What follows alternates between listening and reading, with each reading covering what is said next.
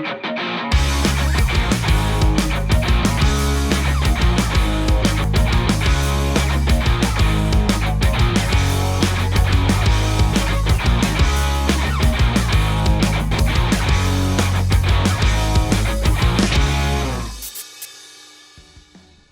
aí galera, sejam todos bem-vindos a mais um episódio do Mega Talk. E eu acho que vocês perceberam a novidade. Isso mesmo, Edu. Eu sou a Julinha e também faço parte da equipe de apresentadores aqui do Mega Talk. Edu, você não sabe como eu tava ansiosa pra chegar a minha vez. Bem-vinda, Ju. E eu acho que você deve estar sentindo frio na barriga, né? Eu vou contar um segredinho. É totalmente normal isso acontecer. Mas também você pode ficar bem relaxada, porque aqui é o nosso ambiente, então nem se preocupa com isso. Ufa, ainda bem que você me disse isso. Já tava achando que esse negócio estranho na minha barriga era a fome. Bem, também pode ser. Aqui no Mega Talk é normal sentir aquele friozinho na barriga porque você vai gravar para um programa incrível. Mas também a gente sente fome. E para os dois problemas eu tenho a solução perfeita. Uau, pipoca! Agora sim, Edu. Isso mesmo, fácil de fazer e eu duvido que alguém aí odeie pipoca. Calma, eu tive uma ideia. Pipoca tem tudo a ver com cinema. Só que os cinemas aqui das cidades estão todos fechados. Então, que tal a gente fazer um cinema aqui no Mega Talk, do nosso jeito? O que você acha? Essa ideia é sensacional, Ju. É só mudar uma coisa ali, aqui e tá tudo certo. Então, equipe Mega Talk em ação!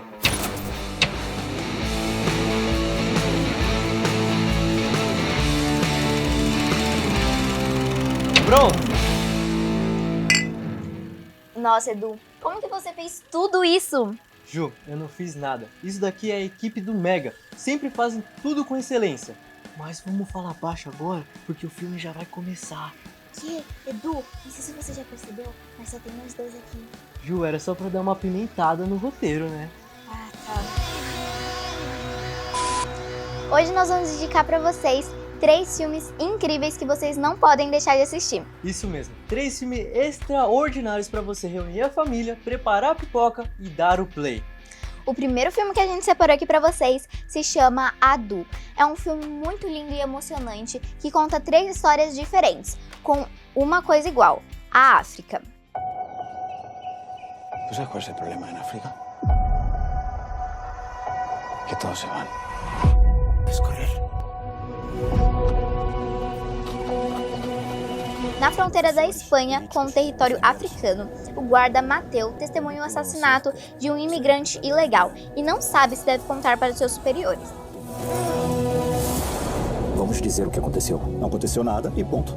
No Senegal, o espanhol Gonzalo luta para impedir a matança de elefantes. Eles estão matando os elefantes dentro da reserva. E mataram os gorilas da Diane Fossey. E ainda mais o Adu, um garotinho que presenciou a ação de caçadores ilegais e ainda começa a ser perseguido por eles.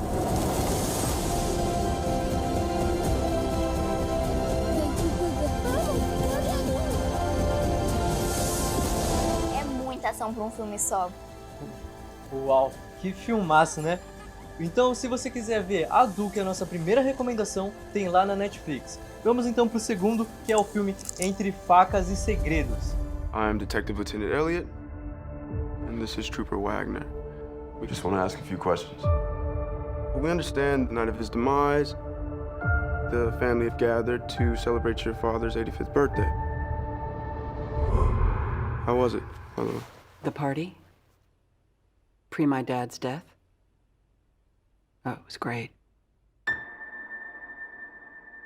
Se você é fã de filmes inteligentes, que nos fazem pensar o tempo todo, pode colocar essa na sua lista. O filme conta a história do famoso escritor de história policiais, Arlan Trombey. What? Can we ask why? Has something changed? No. No, it hasn't changed, or no, we can't ask.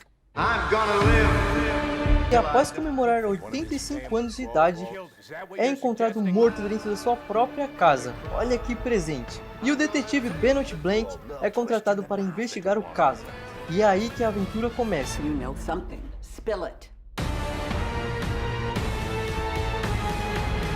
I suspect foul play. And I have eliminated no suspects.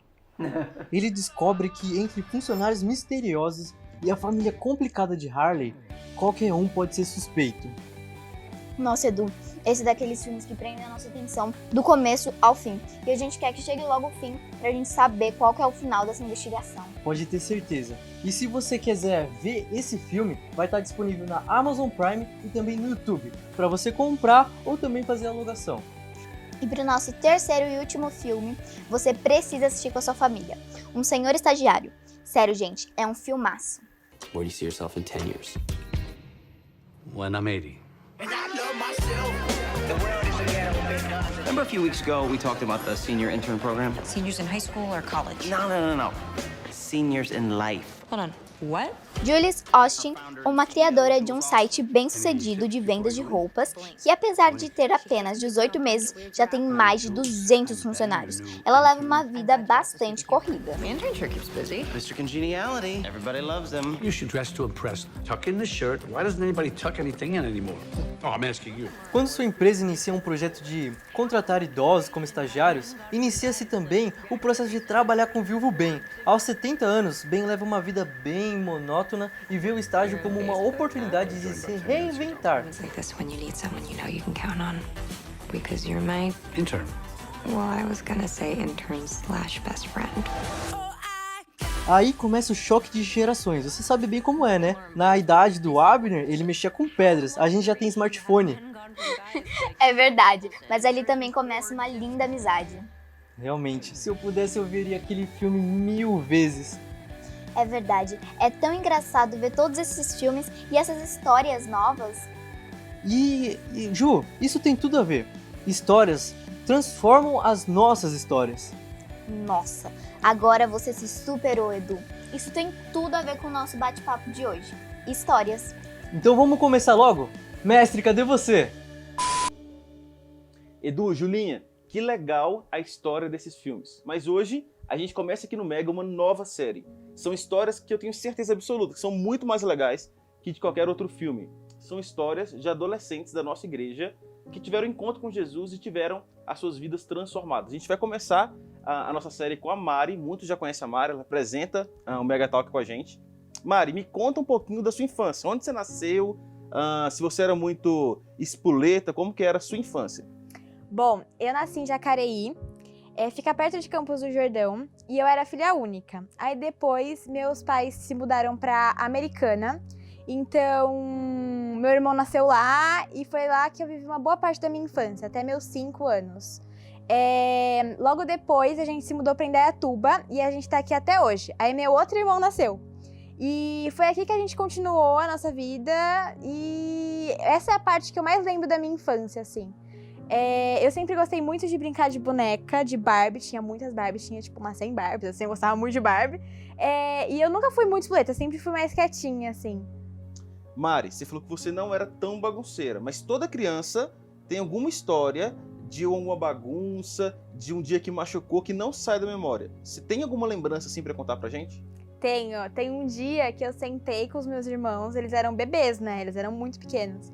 Eu sentei eles com um balde de tinta, assim, canetinha, e pintei a cara dos dois, assim, ó. E aí, quando minha mãe chegou do trabalho, que minha mãe é professora, né? Minha mãe dá aula.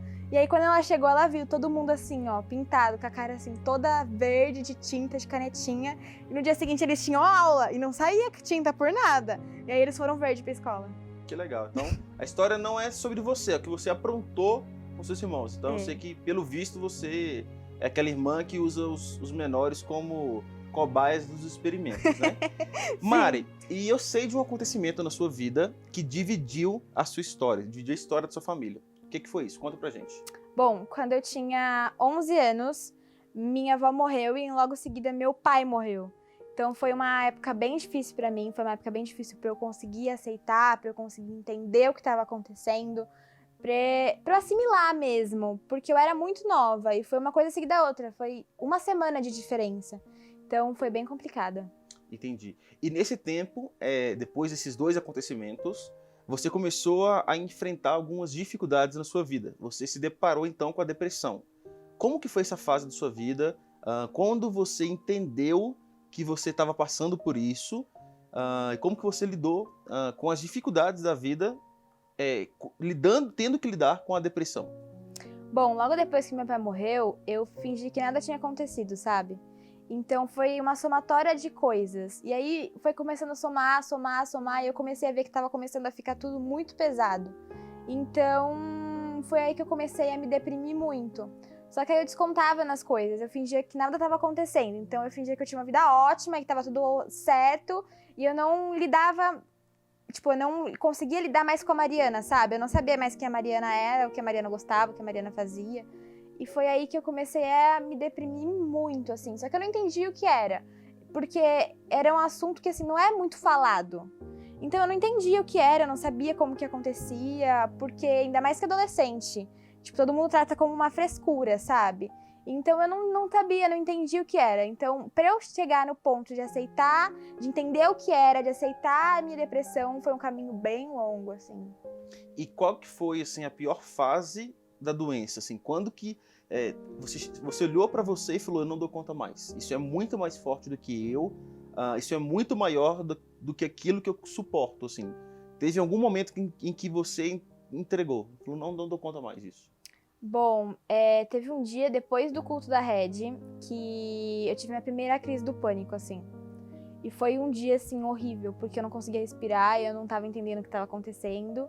E foi péssimo. E aí foi aí que eu falei, que eu vi que eu, assim, tava muito mais forte do que eu conseguia aguentar, do que eu conseguia suportar. Era um fardo muito maior, assim.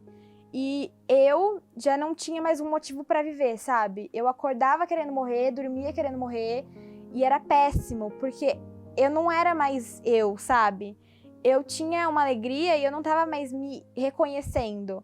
Tava me afastando dos meus amigos, eu comecei a me mutilar e foi assim, péssimo. Então assim, eu não tava mais me reconhecendo, eu não sabia mais quem era a Mariana, minha família não sabia mais quem era a Mariana, meus amigos não sabiam mais quem era a Mariana, então foram tempos difíceis. E nesse trajeto, Mari, você buscou ajuda médica, você tomava remédio, como que foi a sua busca para sair dessa fase? Bom, a depressão tem fases, né?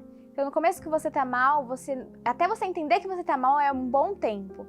E quando eu vi que eu não aguentava mais, eu falei, gente, eu preciso de ajuda. Porque eu vi que eu não aguentava. Porque eu falava, não, tudo bem, é uma tristeza. Não, tudo bem, já passa. Não, mas eu não tenho motivo, sabe? Aquilo, você tem de tudo. Então eu ficava, não tenho porquê. E quando eu vi foi nesse dia que eu vi que eu não aguentava mais, eu falei, eu realmente preciso de uma ajuda. E foi um dia que eu sentei no carro com a minha mãe e eu fiquei 2 horas com ela. Eu tinha saído da aula e eu fiquei 2 horas sentada com ela no carro. Eu falei, olha, eu não aguento mais.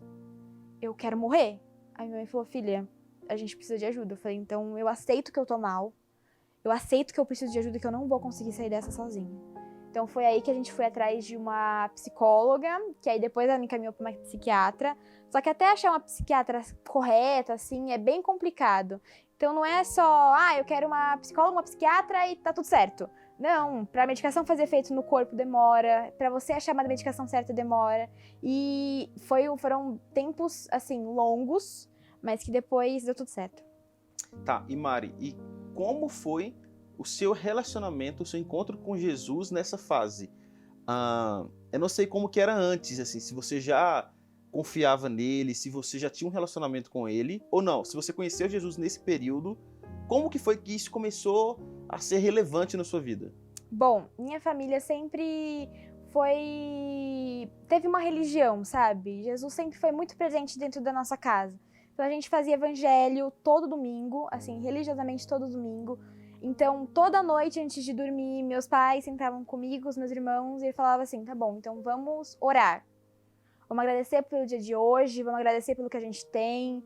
Você tem alguma coisa pra pedir? Então isso sempre foi, assim, muito presente. Mas depois que meu pai morreu, eu pensei que Deus tinha esquecido de mim. E eu vi, tipo assim, foram tempos bem complicados, assim. Porque eu via todo mundo com pai, e por que eu não tinha um pai?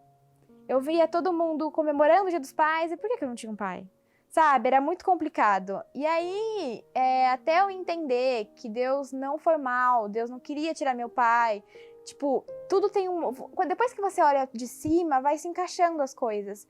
Mas foi bem complicado, eu peguei raiva de Jesus, assim, eu falava, assim, não era uma pessoa que pra mim era meio que não fazia mais diferença, sabe? A presença dele, estar com ou estar sem, pra mim não fazia diferença nenhuma.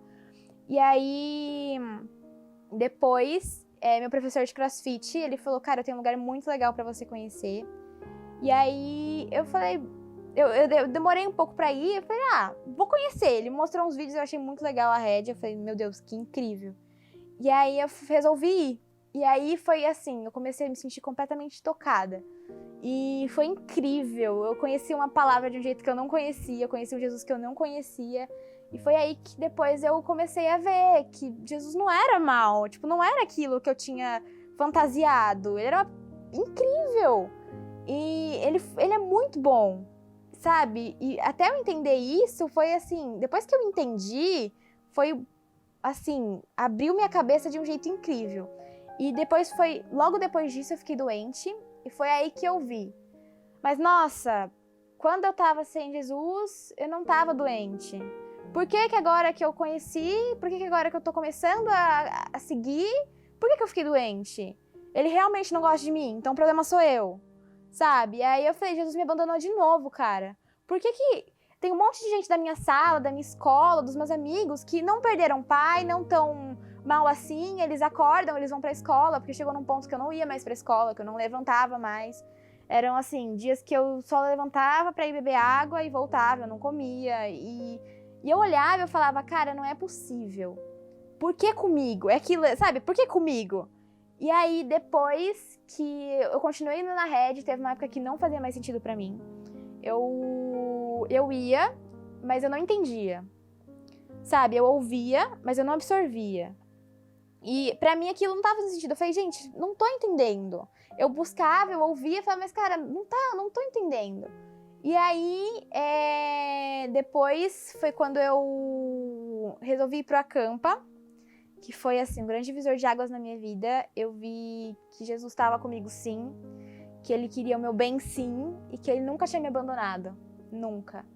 Por tudo que eu passei, ele nunca me abandonou. E ele tá lá todo dia comigo e tem tipo assim, construir um relacionamento com ele foi muito bom. Enxergar isso foi muito bom. É um amor enorme. Que legal, Mari. E hoje, como que é a sua relação com a depressão, assim? Hoje, você olhando para a sua história, para os desafios que acredito que não diminuíram, que não acabaram na sua história, na sua vida, quem é a Mari hoje diante da depressão? Bom, a Mari hoje eu posso falar isso com muita felicidade, assim. Eu não tomo mais remédio, eu sou curada de tudo aquilo que eu já tive. É muito bom eu poder ter uma noite sem uma crise do pânico, tipo assim, é incrível. E é muito bom não ser dependente de remédio, é muito bom eu olhar pra você, olhar pra vocês e falar, eu tô curada. Isso é muito bom. E em relação à minha história, tipo, quando eu compartilhei a minha história no meu Instagram e tal, várias pessoas vieram falar comigo. É tipo, nossa, olha, eu passo por isso. Olha, nossa história é diferente, mas eu achei um ponto parecido. Olha, eu vi que você passou por isso. Você pode me ajudar? Ou até mesmo, sabe, histórias que são completamente diferentes. Fala assim, olha, eu gostei do jeito que você lidou. Como é que foi? Então, assim, hoje é muito bom poder compartilhar e falar que eu tô muito bem com isso. E eu tô curada, graças a Deus. Que bom, Mari. Duas coisas. Uma, que recado você daria para aquela Mari de antes? O que você falaria com ela que talvez outras pessoas até te falaram, mas que hoje você consegue entender o que elas queriam te mostrar com isso? Que recado você daria para aquela Mari que estava na pior época, na pior fase dela? Bom, quando eu tava na minha pior fase, eu pensei que assim, cada dia parecia que era um ano. Então, eu pensei, tinha dia que eu parava assim no meio da tarde e eu falava, cara, eu não vou sobreviver a hoje. Deu pra mim, eu não vou conseguir passar de hoje. E aí, se eu fosse falar pra mim, eu ia falar, você sobreviveu a 100% dos seus dias ruins. Você vai conseguir passar por mais isso, sabe? Jesus tá com você, ele não é seu inimigo, ele vai estar com você assim. E ele quer o seu bem, ele é um Deus de amor, sabe? E naquela época, pra mim, muitas pessoas falaram isso pra mim, muitas pessoas chegavam pra mim, só que eu não vivenciava isso, sabe? como que a pessoa ia falar de um amor que eu não conhecia, sabe? Era muito louco. Então, hoje em dia que eu conheço isso, eu posso falar, ele é um Deus de amor, ele não abandona, ele tá com você e você é capaz sim de sobreviver a 100% dos seus piores dias. Legal, Mari. Essa semana eu estava compartilhando aqui com a equipe a sua história, com a equipe aqui da Red, e eu achei um ponto que eu não tinha parado para pensar ainda, assim, que você passou de uma menina com depressão, com dias muito tristes, a uma menina incrível, caçadora de pessoas assim. E eu falei, cara, a Mari ela não pode ver alguém passando por algo ruim que ela quer compartilhar da experiência que ela teve. Então, eu sei que tem vários adolescentes assistindo a gente agora que estão passando por momentos assim. Que recado você dá para esse adolescente? Tudo isso vai passar, você precisa descansar. Eu sei que é muito difícil eu falar de um Deus que muitas vezes você não consegue enxergar, sabe? É complicado, mas eu acho que você precisa descansar nele. Você precisa chegar nele, descansar, e você não tá passando por essa sozinho. Então, assim, você precisa chegar em alguém e falar, olha, eu não tô bem. Olha, eu realmente preciso de ajuda, sabe? E pode ser... Se alguém quiser me chamar no Instagram e compartilhar comigo histórias como, tipo, toda semana tem alguém que me conta, eu vi seu vídeo, essa semana mesmo, vi seu vídeo, não sabia que você tinha, vi sua história, poxa, que legal, tô passando por isso. Olha, ninguém sabe, minha família não sabe, mas eu preciso de ajuda. Então, tem que compartilhar com alguém e descansar num amor maior do que a gente consegue ver. Legal. E eu queria terminar o nosso programa de hoje pedindo para que você orasse, não eu orasse, pela vida dessas pessoas. Fechou? Fechou.